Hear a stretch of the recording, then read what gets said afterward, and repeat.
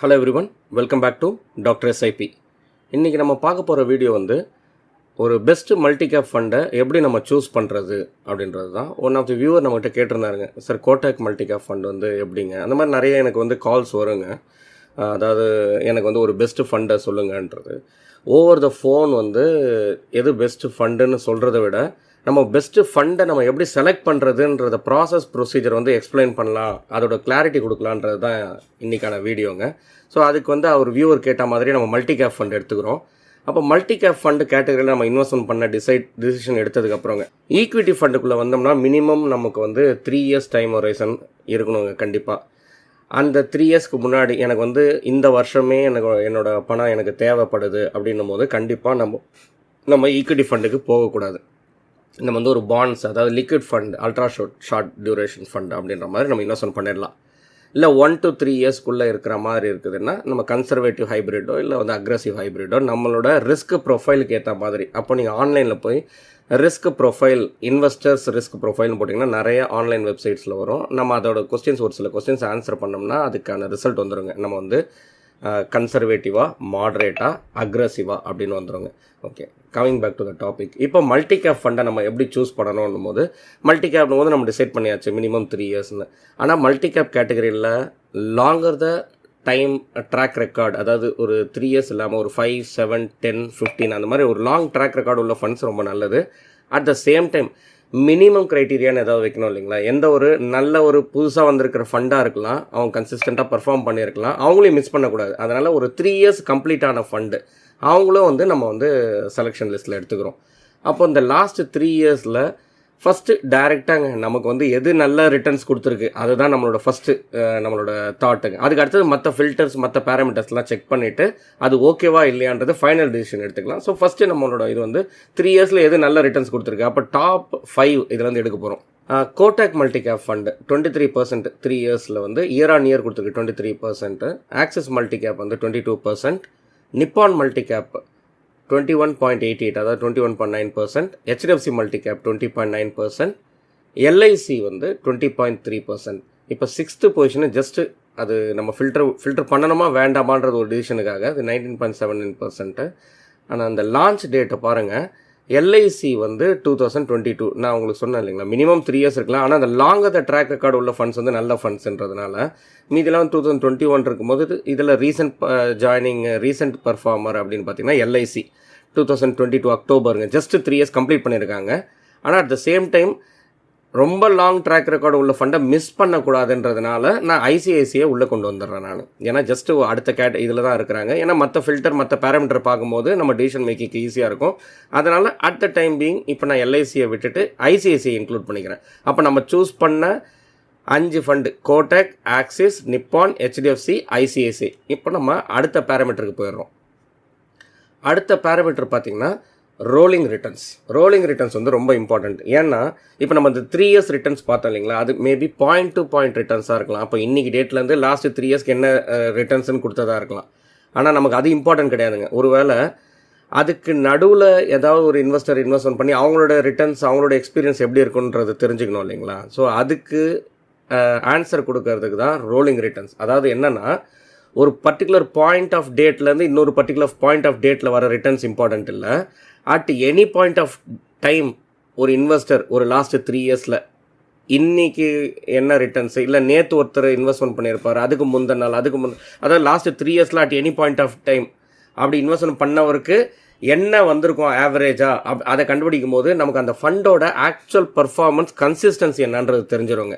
அதாவது ரோலிங் ரிட்டர்ன்ஸ்னால் சிம்பிளுங்க. இப்போ நம்ம எடுத்துருக்கிறது 3 years rolling returns. 3 years rolling ரிட்டர்ன்ஸ்னால் இந்த 5 ஃபண்டுக்கும் இன்னிலேருந்து லாஸ்ட் 3 இயர்ஸு, நேற்றையிலேருந்து லாஸ்ட் 3 இயர்ஸு, அதுக்கு முந்தின நாள்லேருந்து லாஸ்ட் 3 இயர்ஸ், அதுக்கு ப்ரீவியஸ் டேலேருந்து லாஸ்ட் 3 இயர்ஸ்ன்ற மாதிரி 3 இயர்ஸுக்கு அப்படியே நம்ம பேக்கில் ஒவ்வொரு நாளும் நம்ம இன்வெஸ்ட்மெண்ட் பண்ணியிருந்தால் அது என்ன இருக்கும்ன்றது மாதிரி ஆவரேஜ் அவுட் பண்ணோம்னா ஆக்சுவல் என்ன அதோட ரியல் பர்ஃபார்மன்ஸ் அப்படின்ற மாதிரி அதோட வேல்யூவில் ரிசல்ட் வந்துடும். ஸோ இந்த 5 ஃபண்டுக்கான ரிசல்ட் பார்த்தீங்கன்னா average returns Kotak multi cap 26.25% நல்ல ரிட்டர்ன்ஸ் கொடுத்துருக்கு. Nippon multi cap 25.72, Axis 24, HDFC 24, ICICI 22. So இந்த ஆர்டரில் ரோலிங் ரிட்டர்ன்ஸ்க்கான ஆன்சர் வருது. அப்போ கோட்டாக் பார்த்தீங்கன்னா லாஸ்ட் 3 இயர்ஸ் ரிட்டர்ன்ஸ்லையும் நல்ல லீடிங்கில் இருக்குது.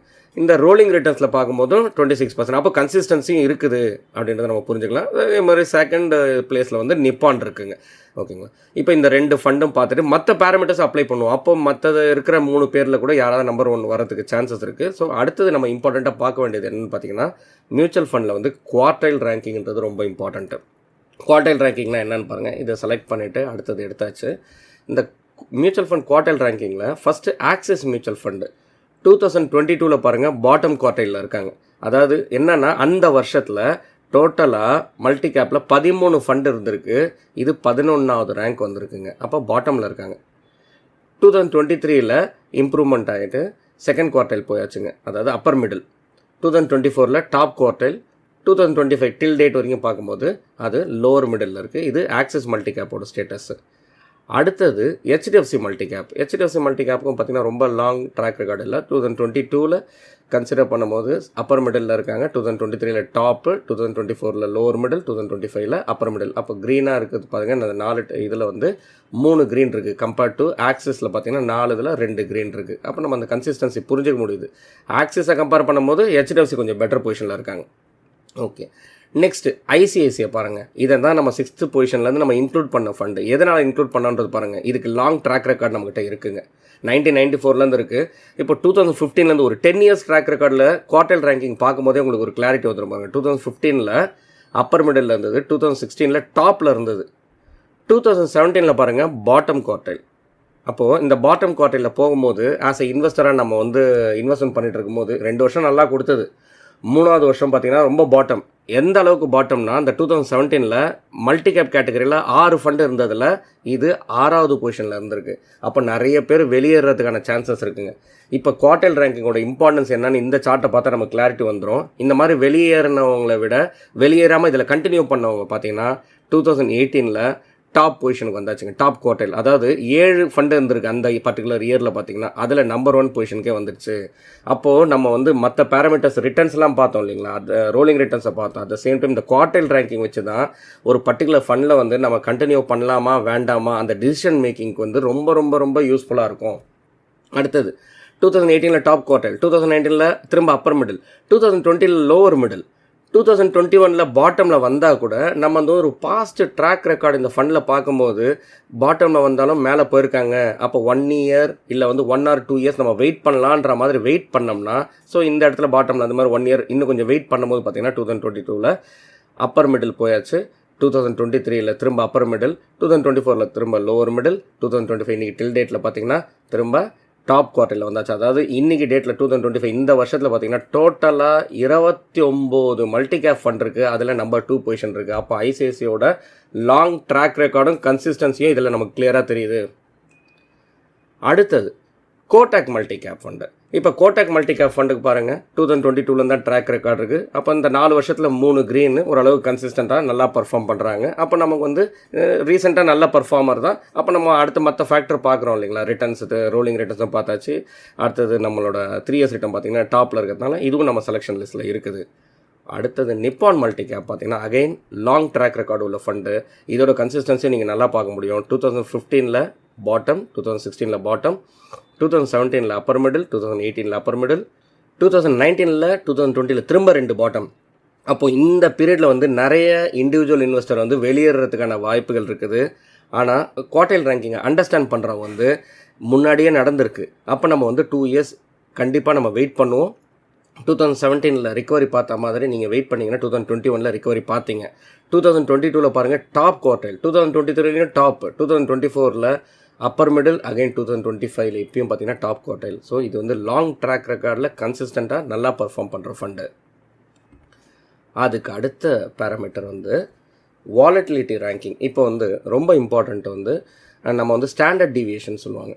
அதாவது அந்த பர்டிகுலர் ஃபண்டில் நீங்கள் இன்வெஸ்ட்மெண்ட் பண்ணிட்டீங்க, எந்த அளவுக்கு லாஸ் ஆகுது, திரும்ப எந்த அளவுக்கு திரும்ப அப்பில் ப்ராஃபிட்டில் வருது, திரும்ப எந்த அளவுக்கு லாஸ் ஆகுது, ரொம்ப அதிகமாக டீவியேட் ஆச்சுன்னா அது வந்து ஸ்டாண்டர்ட் டீவியேஷன் அதிகமாக உள்ள ஃபண்டை வந்து பொதுவாக அவாய்ட் பண்ணிக்கிறது நல்லதுங்க. அதில் வந்து நம்ம அடுத்தது இம்பார்ட்டன்ட் பார்த்தீங்கன்னா பீட்டா வந்து எந்த அளவுக்கு கம்மியாக இருக்கோ அந்த அளவுக்கு வந்து உங்களுக்கு ஆஸ் அ இன்வெஸ்டரான ஒரு நல்ல ஒரு எக்ஸ்பீரியன்ஸ் கிடைக்கும். அப்போ இது எவ்வளோ கம்மியாக இருக்கிறதா பார்த்துட்டோம்னா நமக்கு வந்து இந்த கேட்டகரியில் இந்த பர்டிகுலர் ஃபண்டை சூஸ் பண்ணலான்றது டிசிஷன் எடுக்கிறதுக்கு நீங்கள் பார்த்தீங்கன்னா நம்பர் 1 லோ வாலட்டிலிட்டி பார்த்தீங்கன்னா SBI மல்டி கேப்.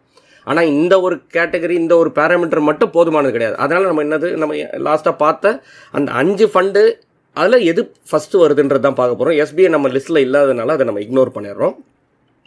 அடுத்தது ICICI மல்டி கேப். அதாவது நம்ம வந்து உங்களுக்கு 3 இயர் ரிட்டர்ன்ஸ்லேயும் இல்லை ரோலிங் ரிட்டர்ன்ஸில் கொஞ்சம் கீழே பாட்டம் ஆஃப் த சார்ட் இருந்தாலும் குவார்டைல் ரேங்கிங்கில் நம்ம நல்ல கன்சிஸ்டன்சி பார்த்தோம். அட் த சேம் டைம் உங்களுக்கு வந்து வாலட்டிலிட்டிலையும் உங்களுக்கு வந்து நம்பர் இப்போ இருக்கிறதுல டாப் ஆஃப் த சார்ட்டில் வருது. அதனால் நீங்கள் ஐசிஐசியும் நம்ம லிஸ்ட்டில் கோட்டாக்கோட நிப்பான் கூட ஐசிஐசியும் நம்ம கண்டிப்பாக கன்சிடர் பண்ணணும்.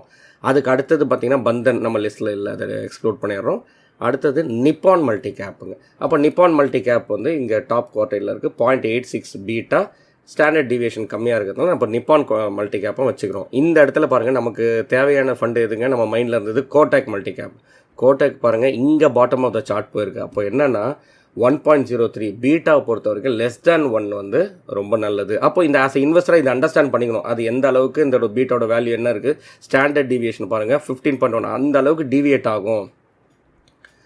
அதுக்கு அடுத்தது வந்து இப்போது நமக்கு வந்து ஸ்லைட்லி கன்ஃபியூஷன் ஆகிடுச்சு. இப்போ கோட்டாக் கன்சிடர் பண்ணலாமா வேணும். ஏன்னா இந்த ஒரு ஃபேக்டர் வாலட்டிலிட்டி ஸ்டாண்டர்ட் டிவியேஷனும் பீட்டா தவிர மீதி எல்லாத்துலேயும் கோட்டாக் ஓரளவுக்கு நல்லாவே பர்ஃபார்ம் பண்ணியிருக்கு, நல்லாவே இப்போ நல்ல பொசிஷனில் இருக்குது. இப்போ ஃபைனலாக இதை பேஸ் பண்ணி நம்ம வந்து ஒரு டிசிஷனுக்கு வந்து அரைவ் ஆகலாம். அதாவது என்னென்னா risk adjusted return. As a இன்வெஸ்டராக நான் எந்த அளவுக்கு ரிஸ்க் எடுத்தேன், அதுக்கு என்ன ரிட்டர்ன், அதை வந்து ஷார்ப் ரேஷியோன்றது ரொம்ப இம்பார்ட்டண்ட்டான ஃபேக்டருங்க. இது வந்து எவ்வளோ அதிகமாக இருக்கோ அவ்வளோ நல்லது. At the same time alpha ரொம்ப இம்பார்ட்டண்ட். ஏன்னா நம்ம வந்து எக்ஸ்பென்ஸ் ரேஷியோ கொடுக்குறோம். நம்ம ஒரு இண்டெக்ஸ் ஃபண்டு போகாமல் கொஞ்சம் எக்ஸ்ட்ரா எக்ஸ்பென்ஸோட நம்ம ஒரு ஆக்டிவ் ஃபண்டு வந்துடும். அப்போ ஃபண்ட் மேனேஜர் வந்து அதுக்கான ஆல்ஃபா கண்டிப்பாக க்ரியேட் பண்ணணும். ஆல்ஃபா இல்லாத ஃபண்டை கன்சிடரே பண்ணக்கூடாது. அப்போ ஆல்ஃபா உள்ள ஃபண்டில் எது ப்ரையாரிட்டி இப்போ நம்மன்னு பார்த்தோம்னா நம்ம ஆல்ரெடி நம்ம லிஸ்ட்டில் இருக்கிற மாதிரி நிப்பான். அப்போ நிப்பான் பார்த்தீங்கன்னா குவார்டைல் ரேங்கிங்லையும் கன்சிஸ்டன்சி, ரோலிங் ரிட்டர்ன்ஸ்லையும் நமக்கு வந்து நல்ல ஒரு பொசிஷனில் இருக்கிற ஃபண்டு. இப்போது ஆல்ஃபாவில் பார்த்தீங்கன்னாலும் இதுதான் நம்பர் 1 பொசிஷன். அப்போ நிப்பான் வந்து நம்பர் 1 பொசிஷன் எடுக்குது. அடுத்தது யார் நம்ம கன்சிடர் பண்ணலான்னு பார்த்தீங்கன்னா ஐசிஐசியும் கன்சிடர் பண்ணலாம், கோட்டாக்கும் கன்சிடர் பண்ணலாம். ஆனால் அதுக்கு முன்னாடி நம்மளோட ஷார்ப் ரேஷியோவில் அதிகமாக இருக்கிறது பார்த்திங்கன்னா ஆக்சிஸ் மல்டி கேப். அப்போ ஆக்சிஸ் மல்டி கேப்பை 2வது பொசிஷனில் 2வது இதெல்லாம் நம்ம கன்சிடர் பண்ணலாம். ஆக்சிஸ் மல்டி கேப்பு ஆல்ஃபாவும் ஜென்ரேட் பண்ணுறாங்க. அப்போ 3வது பொசிஷன் பார்த்திங்கன்னா 2 ஃபண்டும் எடுக்குது, Kotak multi cap fund, ICICI Prudential multi cap fund. இப்போ இதில் எப்படி டிசிஷன் எடுத்துக்கலாம்னா நம்ம வந்து அந்த அளவுக்கு வாலட்டிலிட்டி நம்மளோட போர்ட்ஃபோலியோவில் நம்மளோட ஃபண்டில் பார்க்க வேண்டாம் அப்படின்னு டிசிஷன் எடுக்கிறவங்க, அதை அண்டர்ஸ்டாண்ட் என்னால் எடுத்துக்க முடியாது, எனக்கு அந்த அளவுக்கு டைஜஸ்ட் பண்ண முடியாதுன்னு இருக்கவங்க வந்து ஐசிஐசிஐ கன்சிடர் பண்ணலாம். இல்லை நான் ஐ அண்டர்ஸ்டாண்ட் அப்படின்றவங்க வந்து கண்டிப்பாக Kotak multi cap fund consider பண்ணலாம். இது வந்து பியூராக நம்ம இந்த வீடியோ பண்ணது வந்து எந்த ஒரு ஃபண்டும் ரெக்கமெண்டோ ஓவர் த வீடியோவில் நம்ம வந்து அட்வைஸ் பண்ணுறதுக்கான நோக்கம் கிடையாதுங்க. இது பியூராக எஜுகேஷ்னல் பர்பஸ்ஸு. ஆஸ் அ வியூவராக இதை பார்த்து நம்ம ஃபண்டு செலெக்ஷன் அப்போ எந்தெந்த ப்ராசஸ் எப்படி ப்ரொசீஜர்ன்றதை லேர்ன் பண்ணிக்கிறதுக்கான வீடியோ. அதே மாதிரி வேறு ஏதாவது கேட்டகரியில் வியூவர்ஸ் உங்களுக்கு வந்து இதே மாதிரி லேர்ன் பண்ணணும், வேறு ஏதாவது கேட்டகரியில் பார்க்கணுன்னு இருந்ததுன்னா, உங்களுக்கு இந்த வீடியோ உண்மையாக இன்ட்ரெஸ்டிங்காக இருந்ததுன்னா கண்டிப்பாக லைக் பட்டனை ப்ரெஸ் பண்ணுங்கள். அது கமெண்ட் செக்ஷன்லேயும் நீங்கள் என்ன கேட்டகரி நீங்கள் விருப்பப்படுறீங்கன்னு போட்டிங்கன்னா இந்த மாதிரி ரிலேட்டட் வீடியோஸை நம்ம திரும்ப வந்து பண்ணலாம். இன்னொரு இன்ட்ரெஸ்டிங்கான வீடியோவில் திரும்ப உங்களை வந்து ரீச் பண்ணுறேன். தேங்க்யூ ஃபார் வாட்சிங். Happy investing.